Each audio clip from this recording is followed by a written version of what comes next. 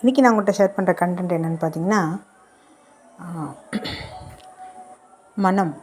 மனம்னா எப்படி இருக்கும், அதில் என்னெல்லாம் இன்க்ரீடியன்ஸ் இருக்குது, அது எப்படி உருவாகுது அப்படிங்கிறத பற்றி ஒரு சின்ன பேசிக்கான ஒரு வீடியோ தான் இது. மனம் அப்படின்னாலே என்ன அப்படின்னா, ஜீவாணு இருக்குது. இது உயிர் அப்படிங்கிற ஒரு ஜீவாணு இருக்குது. இது தொடர்ந்து சுழற்சியில் இருக்கும்போது அதில் ஏற்படுற ஒரு விசை வரும் இல்லையா, அந்த கூட்டமைப்பை தான் நம்ம மனம்னு சொல்கிறோம். அந்த மனவிசை உருவாகிறதுக்கு எதெல்லாம் இருக்கும் அப்படின்னா, அந்த ஜீவாணுவில் என்ன இருக்கும்னா அணுசக்தி இருக்கும், மின்சக்தி இருக்கும், காந்த சக்தி இருக்கும். அதை நம்ம என்ன சொல்லுவோம், மூலத்தின் விசைனா அணுசக்தி, ஓட்டத்தின் விசைனா மின்சக்தி, காந்த சக்தினா ஈர்ப்பு விசைன்னு சொல்லுவோம். இந்த 3 சக்திகளை உள்ளடக்கியது தான் இந்த மன விசை. சரிங்களா? இந்த மாதிரி 3 சக்தியை உள்ளடக்கி விடாமல் சுழன்று கொண்டிருக்க அந்த ஜீவாணுலேருந்து வெளிப்படுற விசை கூட்டமைப்பு தான் நம்ம என்ன சொல்கிறோம், மன விசைன்னு பார்த்தோம் இல்லையா. இந்த இந்த 3 கூட்டமைப்பில் அணுசக்தின்னு ஒன்று இருக்குல்ல, அணுசக்தி, மின்சக்தி, காந்த சக்தி. அந்த அணுசக்தியோட அளவு அதிகமாகும் போது என்னாகும்னா, அந்த மனம் ஒடுங்கி மன இறுக்கமாகவும் மன அழுத்தமாகவும், இந்த டென்ஷன், டிப்ரெஷன், ஒரு மாதிரி என்ன சொல்கிறது, ஒரு துயரமான, ஒரு சோகமான, ஒரு அழுத்தமான தன்மைக்கு போயிடும். வெறுப்பின் எல்லைக்கே போகிறது, சலிச்சு போயிடுறது, என்ன பண்ணுறது, என்னடா வாழ்க்கை அப்படின்னு போகிறது இல்லையா. இதே மாதிரி தான் போகிறது. அதே மாதிரி இந்த மனநிலையில் அந்த எண்ணத்தை திரும்ப திரும்ப உருவாகும்போது என்னாகுன்னா, மனதில் மனிதனிடம் குழப்பம், வெறி பிடிச்சு பேசுகிறாங்க இல்லையா, அந்த உணர்வை அடக்க முடியாமல் போகிறது, சித்தப்பிரமை பிடிக்கிறது, பைத்தியம், சூசைட் பண்ணிக்கிறது, இந்த மாதிரி யாராவது மர்டர் பண்ணுறது, இதை மாதிரி தன்னை மறந்து அவங்க செய்வாங்க. சினிமாலாம் பார்த்துருப்பீங்க, ஏதாவது ஒரு அட்டம் இந்த மாதிரி ஏதாவது பண்ணால் நானாக பண்ணேன் அப்படின்னு சொல்லுவாங்க.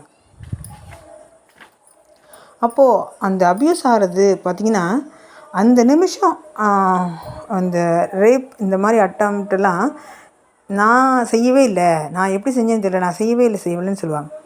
இந்த மாதிரிக்கு காரணம் அந்த அணுசக்தியோட தன்மை அதிகமாகும் போது தான். சரியா?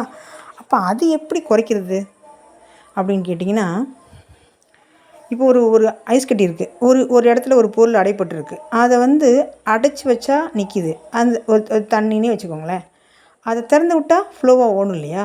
அதே மாதிரி ஒரு ஐஸ் கட்டி இருக்குது, அது திக்காக இருக்குது, அதை உருக விட்டால் மெல்ட் ஆகுது இல்லையா. அப்போது அந்த இறுக்கத்தன்மை மாறி அப்படி லகுவாக அப்படி சாஃப்டாக மாறிடுது. அதுக்கு என்ன காரணம்னா, அந்த அந்த அந்த இறுக்கமான தன்மையிலேருந்து மாறுறதுக்கு என்ன வழினா ஈர்ப்புத்தன்மை தான். அது ஈர்ப்புத்தன்மை எப்படி இருக்குன்னு பாருங்களேன். இந்த மனிதன் மன இறுக்கமாக இருக்கும்போது அந்த மனதின் ஓட்டத்தை உருவாக்கும் செயல்கள் மூலம் அந்த அந்த மன விசையில் மின் ஓட்டத்தை அதிகரிக்கிறோம். 2வது சொன்னோம் இல்லையா, அந்த மின் ஓட்டம்னா என்ன, அந்த ஓட்டத்தின் விசைன்னு சொன்னோம்ல, மின்சக்தி. இதை நம்ம அதிகரிக்கிறது மூலமாக என்ன ஆகும் அப்படின்னா, இந்த செயல் அந்த அழுத்த நிலையிலேருந்து மாறிடும். இதைத்தான் நம்ம ரிலாக்ஸ் பண்ணுறது, சாங் கேட்குறது, ஒரு தோட்டத்தில் போய் வேலை பார்க்குறது, இயற்கையை நம்ம இந்த மாதிரி பார்க்குறது, இதெல்லாம் இதோட தன்மை தான். அப்போது இதுலேருந்து நம்ம என்ன தெரிஞ்சுக்கணும் அப்படின்னா, இந்த மனவிசையை நம்ம இந்தந்த தன்மையில் இருக்குதுன்னு தெரிஞ்சால் மட்டும்தானே இந்த சூட்சமமும் நமக்கு புரியும் இல்லைங்களா. சரி, அந்த மனம் தொடர்ந்து விசை சுழற்றிக்கிட்டே இருக்குது. அப்போ அந்த அணு விசை அதிகரிக்கும் போது நம்ம என்ன சொன்னோம், மன இறுக்கமும் மன அழுத்தமும் வருதுன்னு சொன்னோம் இல்லையா. அப்படி அதிகரிச்சே போகும்போது என்ன ஆகும் அப்படின்னா, இந்த கற்பனையாக உட்காந்துப்பாங்க. இந்த சித்தப்பிரமை படித்தவங்களாம் பார்த்திங்களா, அப்படியே கற்பனையிலே மறந்துட்டுருப்பாங்க. இல்லைன்னா பின்னாடி நடந்த சுழற்சியில் போய் மாட்டிக்குவாங்க. அவங்க உலகத்துக்குள்ளே நம்மளை விடவும் மாட்டாங்க, நம்ம உலகத்துக்குள்ளே அவங்கள விட மாட்டாங்க. இந்த ஒரு தன்மை ஆயுது இல்லையா. இதுதான் இதுக்கு காரணம். அப்போ அந்த மனத்தின் சுழற்சி விசையில் காந்த விசையின் சக்தி அதிகரிக்கும் போது என்னதுன்னு கேட்டிங்கன்னா, உங்கள் மனம் எந்த பொருளை பார்த்தாலும் அதை அடையணும் அப்படின்னு ஒரு ஈர்ப்பு வரும். பாருங்கள், ஏதாவது ஒரு பிஸ்னஸை பார்க்குறீங்க, இதே மாதிரி நம்ம பண்ணணும். ஒரு கேர்ளை பார்க்குறீங்க, உடனே அவளை கல்யாணம் பண்ணிக்கணும், அவள் லவர் ஆக்கணும், இல்லையா அந்த பொண்ணை வந்து பிடிக்க வைக்கணும். அது பெண்களாக இருக்கட்டும் ஆண்களாக இருக்கட்டும், இதுதான். ஒரு அழகான ஒருத்தங்க பேக் வச்சுருக்காங்க, ஒரு பொருள் வச்சுருக்காங்க, நகை வச்சுருக்காங்க, எந்த பொருள் இது நமக்கு வேணும் நமக்கு வேணும் இதே மாதிரி இருக்கணும் அப்படின்னு ஈர்ப்பு எதனால் வருது?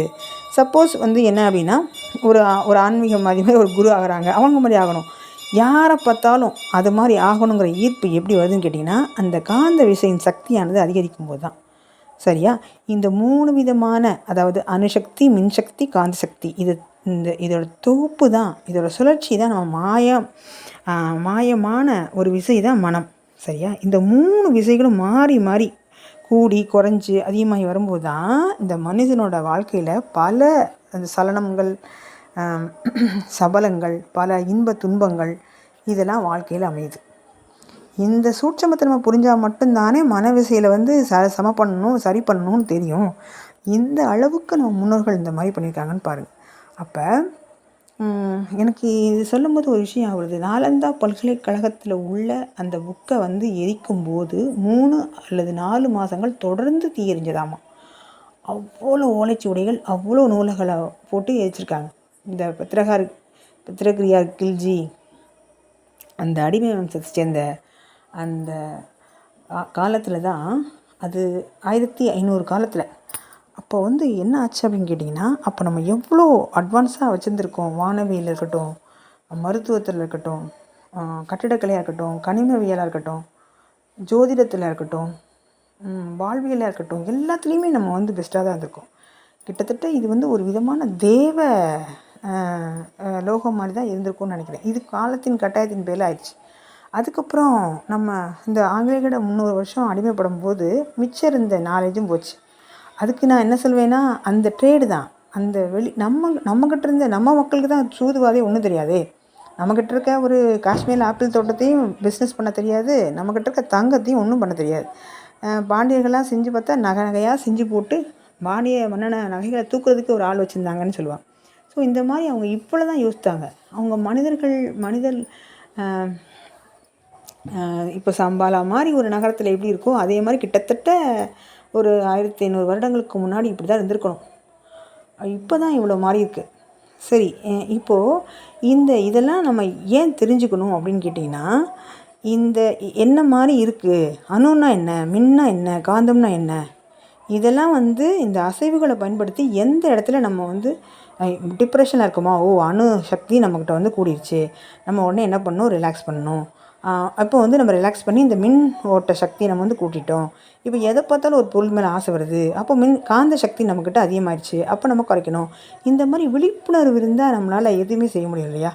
அதுக்கு தான் நான் இதை பேசினேன். இதோட நோக்கமே என்ன கேட்டிங்கன்னா, நம்மளை பற்றி, நம்மளை தாண்டி இந்த வானத்து மனிதர்களை பற்றி கூட நம்ம புரிஞ்சுக்கணும். அந்த வானத்து மனிதர்கள் வேறு யாரும் இல்லை, நம்ம தான்.